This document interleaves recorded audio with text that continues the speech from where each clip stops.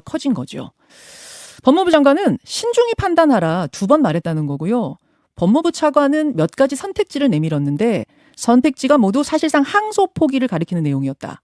특히 수사팀 공판팀이 항소 의사를 굽히지 않으면 장관에게 말해서 수사 지휘권을 발동하도록 요청하겠다고 말했다는 게 지금 노만석 대행의 얘기입니다.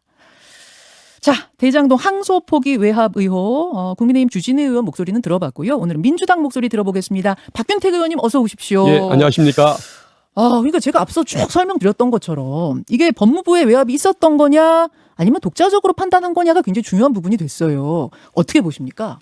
법무부 장관이 합리적이라고 생각하는 짧은 문구에 요청을 했다는 것이고 그 의견 제시를 듣고서 본인들이 얼마나 그것을 무겁게 받아들였는지는 모르겠지만 그것을 느꼈다고 한다면 그것은 본인들이 그렇게 주장하면 어쩔 수는 없는 일인데 신중히 판단하라 그 워딩이요. 그렇다고 해서 법무부 장관의 신중히 판단하면 좋겠다는 그 한마디가 뭐가 그렇게 문제가 있는 겁니까? 이 사건은 왜 장관이 그런 얘기를 했을까 생각해 보면 무죄가 너무 명백한 사안입니다. 항소를 해도 뒤집힐 수가 없는 사안입니다. 이 사건은 검사가 기소를 잘못한 것을 반성하고 추징 청구 대상이 아닌데 추징 청구를 했던 것을 반성을 해야 할 사안이고 이런 정치 공세로 나오는 이 태도 이것은 저는 용납하기가 어려운 부분이라고 생각합니다. 그러니까 1심에서 지금 유죄 나와서 법정 구속됐잖아요. 중형 받았잖아요. 근데 아예 무죄인데 유죄가 나온 것부터 잘못됐다 지금 그 말씀이신가요? 유죄가 나온 부분에 대해서는 예. 제가 따로 평가하지 않겠습니다. 예. 보원이 검찰의 입장을 존중하려고 많이 노력했다는 생각이 듭니다. 그렇기 때문에 그것도 저는 좀 일부 불만스럽게 받아들이는 부분이 있지만 그래도 무죄 부분은 어쩔 수가 없어서 무죄를 선고할 수밖에 없었던 그런 사안인 것 같습니다. 그러니까 이 말씀은 지금 유죄 나와서 법정 구속된 거 그거는 인정하더라도 일부 지금 무죄 나온 거 그거 왜 항소 안 했냐 하는 건데 그거 어차피 2심 가도 항소해도 무죄였을 거다 그 말씀이신 거예요. 예, 그렇습니다. 그러니까 그 부분이 너무 당연하기 때문에 그 부분을 항소하라는 주장 자체가 잘못됐다는 것입니다. 그럼 신중히 판단해라 그 말 안에는 그 2심 가도 무죄는 무죄 나올 거다라는 말이 들어있는 거예요? 예, 그렇죠. 판결문을 보면 금방 알 수가 있습니다. 제가 한번 좀 사유를 설명해도 되겠습니까? 그 특경법이라는 것은 피해 금액이 일정액 이상일 때 특경법을 적용합니다. 특수경제범죄 가중처벌법. 예, 그렇습니다. 네. 그런데 이 부분은 그 기수 당시에 그러니까 계약 당시에 이익이 얼마나 날지 손해 날지 얼마만큼의 이익을 주고 손해를 주는 것인지 액수를 특정할 수가 없다는 겁니다. 액수가 특정되지 않는데 어떻게 그게 특경법 적용 대상이 되겠습니까? 그래서 이 부분은 항소를 해도 일반 배임죄로 유죄가 날 뿐 특경법 배임으로 유죄가 날 수가 없는 사안입니다. 그건 이제 또 하나가 있는 게 그 공직자 이해충돌 방지법이라는 게 있습니다. 예. 서판교 터널이 날 거라는 것을 알려주고 그걸 계약에 이용해서 이익을 보게 했다는 것입니다. 예. 그런데 서판교 터널이 생길 거라는 것은 1년 전에 성남시의 그 어떤 도시 기본 계획 이 내용에 의해서 이미 공개가 됐습니다. 성남 시민들에게 이미 공고가 다 됐는데 이게 어떻게 직무상 기밀 누설입니까? 직무상 기밀이 아닌데 그것을 이용해서 이익을 봤다는 이 자체가 논리적으로 성립이 안 되는 거 아닙니까? 그렇다고 한다면 이것은 검찰이 아무리 용을 써도 항소심 가서 바뀔 수가 없는 겁니다. 자, 박균택 의원처럼 이렇게 생각하시는 분들도 계시고 또 담당했던 수사검사, 공판검사, 수사팀, 공판팀에서는 그거 아니라고 생각을 하기 때문에 그렇다면 이런 경우에는 2심에 가서 지더라도 다퉈보는 게 항상 그렇게 했던 거 아니에요? 자기들이 잘못을 했으면 반성을 해야 할 일인 것이지 항소심 가서 상고심 가서 다퉈보겠다. 이것은 자기들의 잘못을 피고인들에게 전가하는 거 아닙니까? 자, 그래서 그 역시 박균택 의원님 그렇게 생각하실 수 있고 많은 국민들도 그렇게 생각하시는 분도 있고 아닌 분들도 계실 거예요. 자, 다시 쟁점을 좀 정리해 보자면 그조차도 검찰이 독자적으로 그렇게 판단했다면 괜찮은데 지금 검찰에서는 특히 공판팀, 수사팀에서는 전혀 그렇게 생각하지 않는데 위에서 권력의 외압이 있었다고 하면 이제 그게 문제가 되는 거 아니겠습니까? 그런데 이것은 저는 합리적인 의견 제시를 가지고 어떻게 외압이라고 얘기하겠느냐.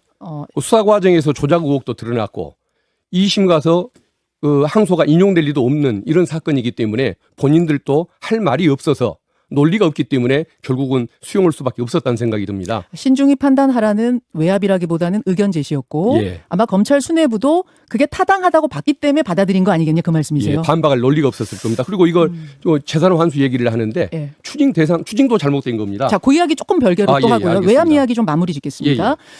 법무부 장관은 이제 신중히 판단하란 말을 2번 했다고 한다면 법무부 차관은 이런 말을 했다고 해요. 선택지를 몇 개 줬는데 몇 개 줬답니다. 근데 그게 다 사실상은 항소 포기의 선택지더라. 그러면서 항소 의지를 굽히지 않으면 수사지휘권을 발동하도록 장관한테 요청하겠다고 차관이 그렇게까지 얘기를 하더라.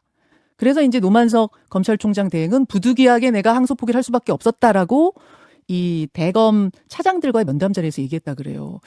요 정도면은 그렇게 안 하면 수사지휘권 발동하겠어. 요 정도면 외압 아니에요? 수사지휘권을 발동해도 그게 검찰청법에 따른 법적 조치입니다. 예. 정당한 법률상의 명령입니다. 예. 거기까지 가지도 않았습니다. 차라리 그럼 수사지휘권을 정식으로 발동하는 건 어땠을까요? 차라리 그러니까 본인들이 수긍을 못하겠으면 네. 수사지휘권을 발동하라. 그러면 지시에 따르겠다. 그러나 이 의견은 잘못됐으니까 못 따르겠다라고 얘기해야 맞는 겁니다. 그런데도 지휘권 발동하기도 전에 스스로 이것은 알아서 긴 거 아닙니까? 왜 알아서 기었을까? 그저 눈치가 보이는 일인데도 그렇게 했던 이유는 할 말이 없었다는 거죠. 논리가 안 됐기 때문입니다. 1심 판결문을 보면 그것은 초등학생이 그 문구를 봐도 논리를 이해할 수 있습니다. 왜 유죄가 안 된다는 것을. 그 노만석 검찰총장 대행이 이런 말도 했네요.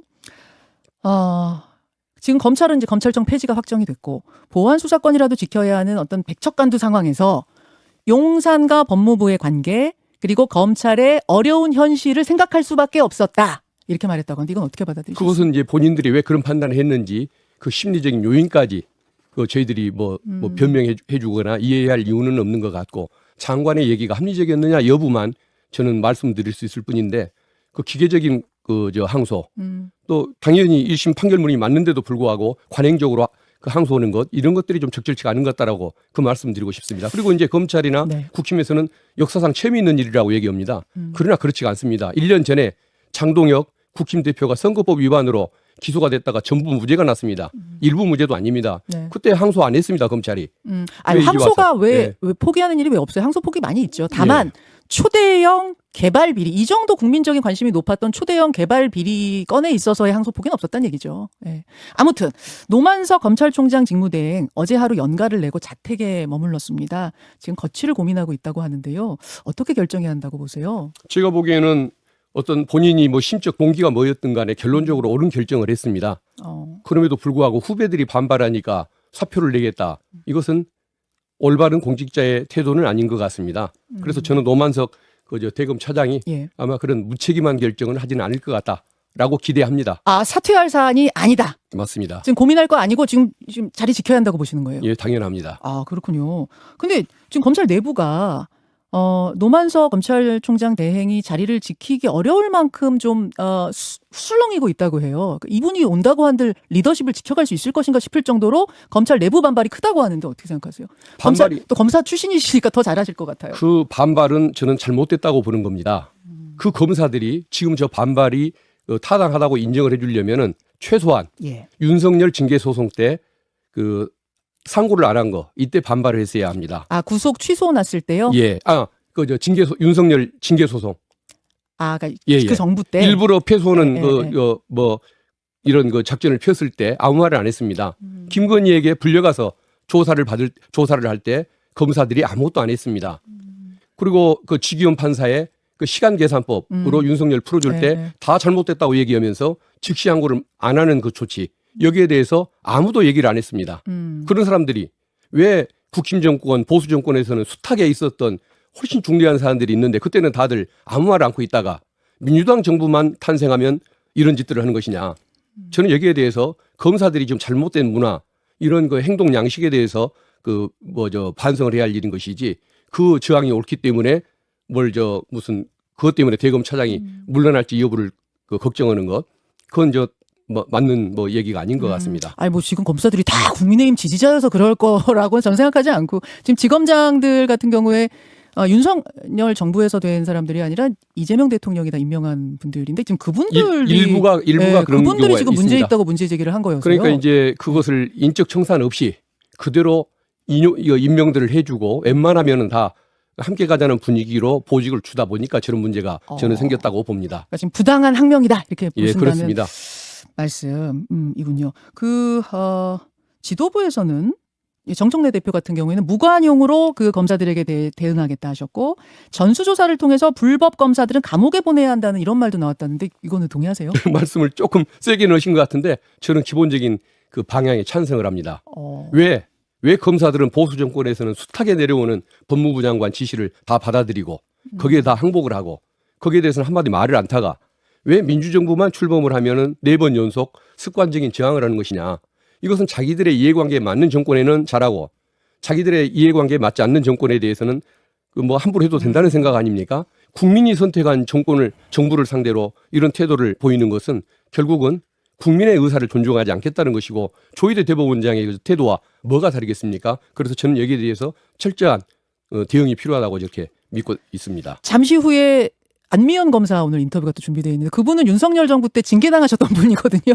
그분은 어떤 생각을 이 부분에 대해서 가지고 계신지는 이따 인터뷰를 좀 확인하기로 하고 혹시 그 이번에 이 불만을 표현하는 검사들에 대해서 어떤 징계를 하겠다. 요게 어제 발표한 그 TF 그거와도 맞닿아 있는 건가요? 그 이름이 뭐죠? 헌법 존중 정부 혁신 TF. 아, 그것과는 별개입니까? 전혀 별개입니다. 그 어제 그 헌법 예. 뭐 관련된 거 TF 이 부분은 예, 예. 군인 경찰 공무원 인사 과정에서 내란에 협조하거나 그걸 즐겼던 위치에 있었던 공직자들이 승진하는 문제가 생기다 보니까 그런 문제가 안 생기게끔 진상을 정확히 확인해 보고 그리고 옥석을 가리자.